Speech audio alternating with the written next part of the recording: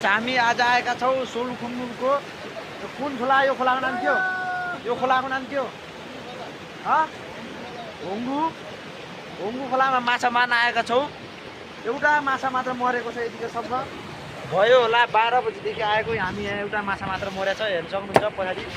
हेर्न सक्नुहुन्छ यसरी मारिरहेका छौँ एउटा माछा मात्र मरेको छ यहाँ पूजा पनि हुने रहेछ हेर्नुहोस् पूजा पनि हुने रहेछ यतातिर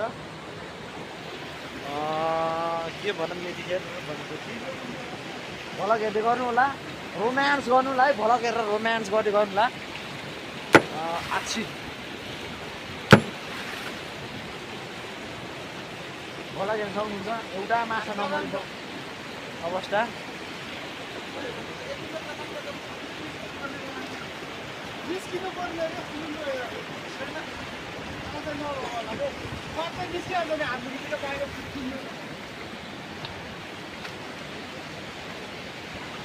त्यसो खोला माछा छ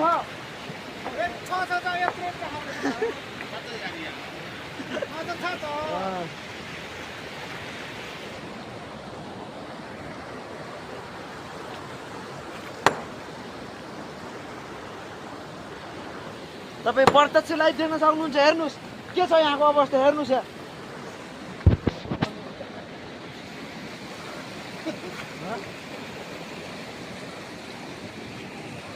क्यामेरा यस्तरी